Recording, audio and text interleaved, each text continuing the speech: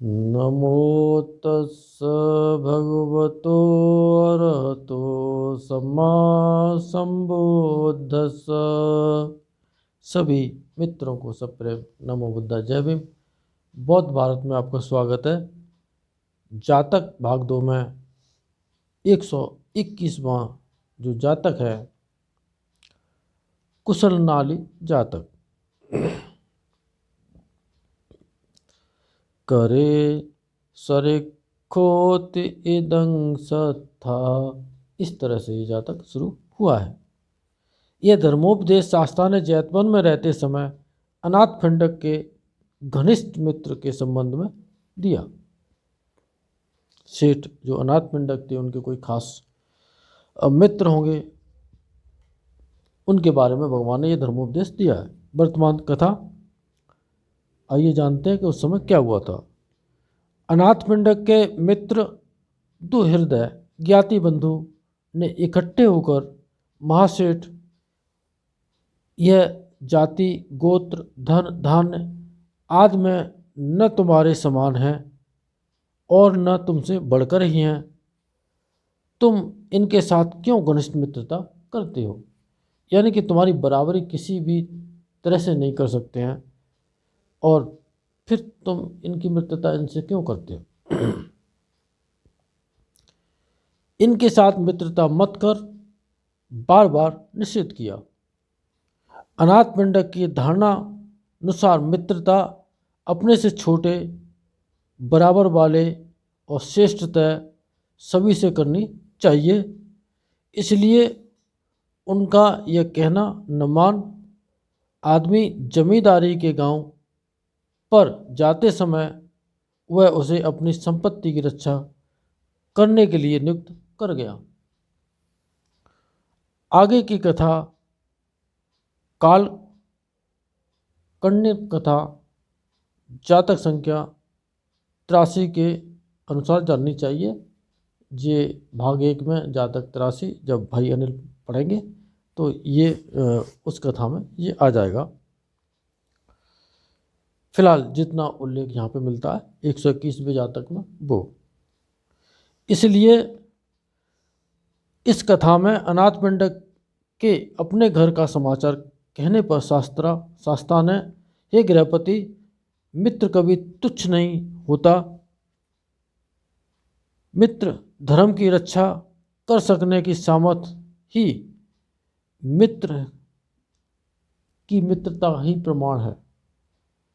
यानी कि मित्र धोखेबाज नहीं हो सकता, तो फिर वो मित्र ही कहाँ हुआ अगर धोखा देता है तो। मित्रता अपने समान, अपने से हीन, श्रेष्ठ से भी करनी चाहिए।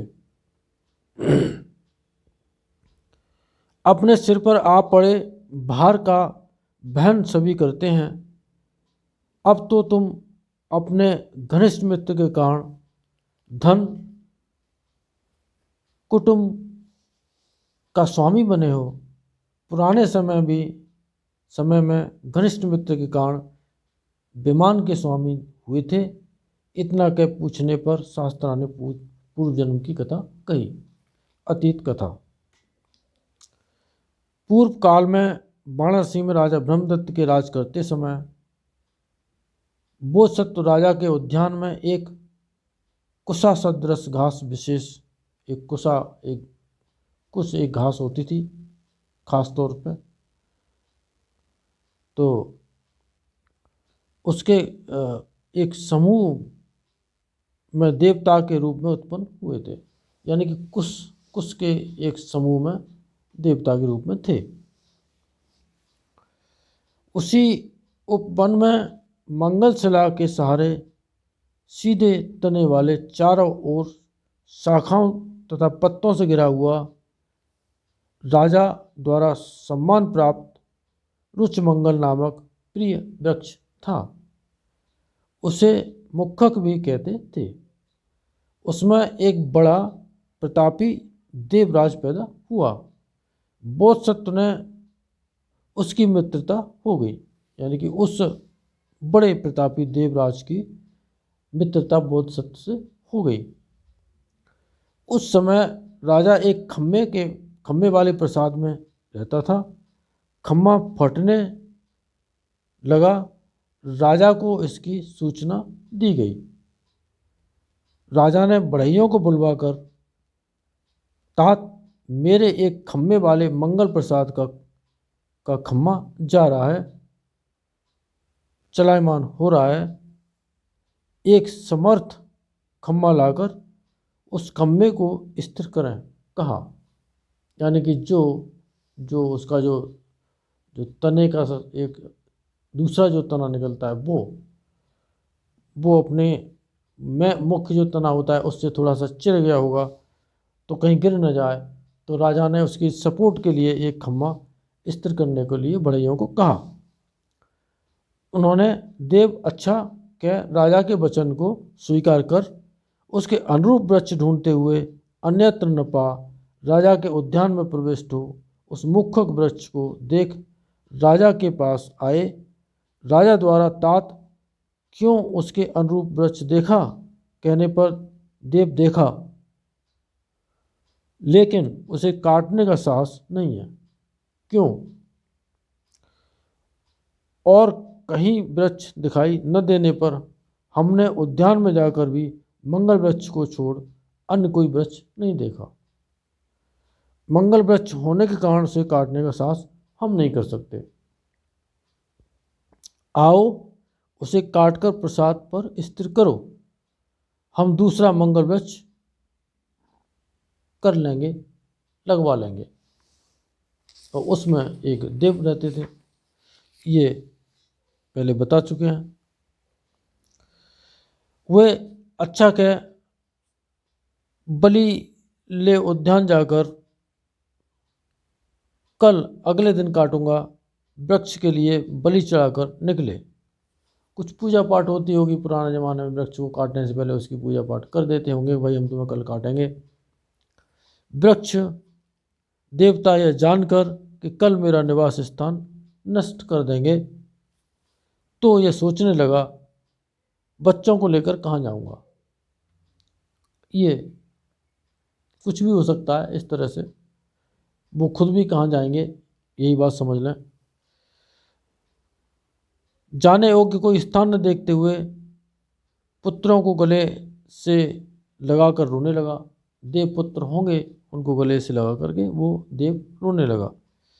उसके देखने वाले परिचित एक वृक्ष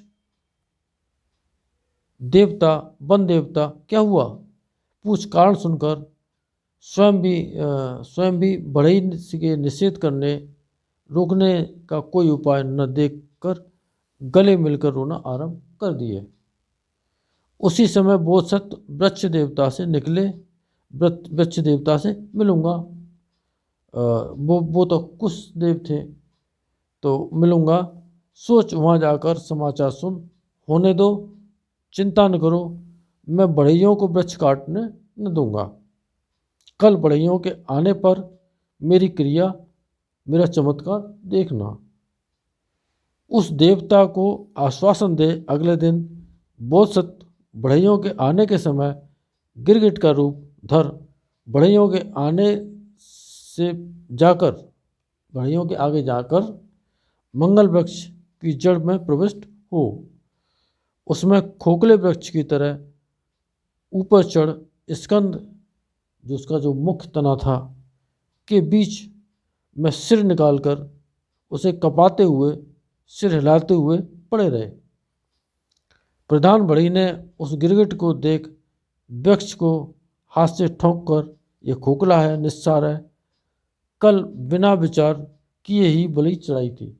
यानी कि कल बेकार में इसकी पूजा की और ये तो बेकार है, ऐसे खोखला है ये तो। इस प्रकार उस ठोस महावृक्ष की निंदा करते हुए वो चले गए। वृक्ष देवता बोधसत्व की सहायता से विमान का स्वामी हुआ। उसके परिचित बहुत से देवता उसे शुभकामना देने के लिए एकत्रित हुए। वृक्ष देवता ने, मुझे विमान मिल गया, प्रसन्न हो उन देवताओं के सम्मुख बोधसत्व का गुणगान कथन करते हुए, हे देवताओं, हम ऊंचे कुल के देवता होकर भी बुद्धि मूर्ता के कारण इस उपाय को नहीं जानते थे। कुशाघास के देवता ने अपने बुद्धि बल से हमें विमान का स्वामी बनाया। मित्रता अपने समान से भी श्रेष्ठ से भी ही करनी चाहिए। अब सभी अपनी अपनी सामर्थ्य के अनुसार मित्रों पर आई आपत्ति को दूर कर उन्हें सुखी बनाते हैं।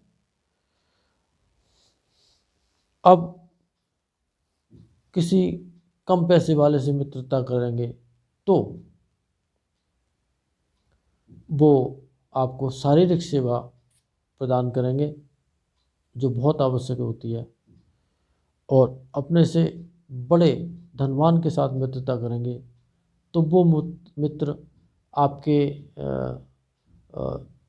जब बुरे समय आएंगे, जब पैसा नहीं होगा, धन की कमी हो जाएगी, तो वो मदद वहाँ से मिलेगी। और इस तरह से एक दूसरे के सहयोग से ये जीवन चलता है। मित्र मंडली जो होती है बहुत सारा मित्रों से मिलता है, और चूँकि मित्र एक ऐसी स्थिति में होता है कि उसे अपने मित्र को खुशी देखना चाहता है और उससे उसके बदले में उससे कुछ नहीं चाहता।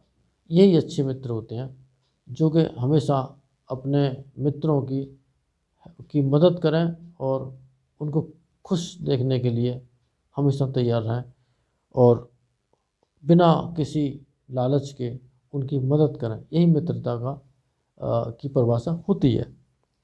इस प्रकार मित्र धर्म का कथन कर यह गाथा कही, अपने समान, अपने से श्रेष्ठ अथवा अपने से कम स्तर वाले के साथ भी मित्रता करे। जैसे कुशाघास वाले ने मुझे रुच वृक्ष देवता का उपकार किया, उसी प्रकार वे भी विपत्ति में आप पड़ने पर मुझ पर उपकार करते हैं।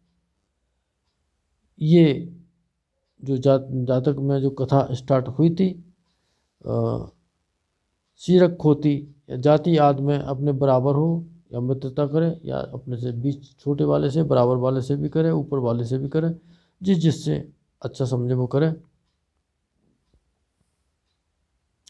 इस प्रकार इन सभी को मित्र बनाना चाहिए, यह स्पष्ट करता है, क्योंकि यह सभी मित्र दुख में पड़ने पर अपने अपने कर्तव्य भार का वहन करते हुए उपकारी होते हैं, अर्थात उस मित्र को शारीरिक तथा मानसिक दुख से मुक्त कराते हैं। इसीलिए अपने से छोटे से भी मित्रता करनी चाहिए। दूसरों की बात तो क्या बताई, कहाँ यह उपमा, मैं रुच में पैदा हुआ देवता, यह कुशाघास का देवता, हमने भी मित्रता की। उसने ऊंचे कुल वाला होकर भी अपने पर आई विपत्ति को मूर्खता अपने बस उपाय न जानने के कारण दूर नहीं कर सका, और उसी तरह से उन्होंने दूर कर दी।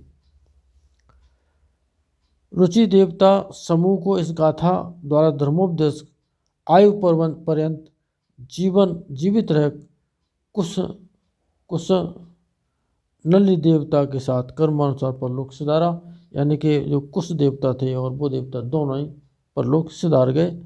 शास्त्रा ने यह धर्म देशना उपस्थित कर जातक का मेल बिठाया।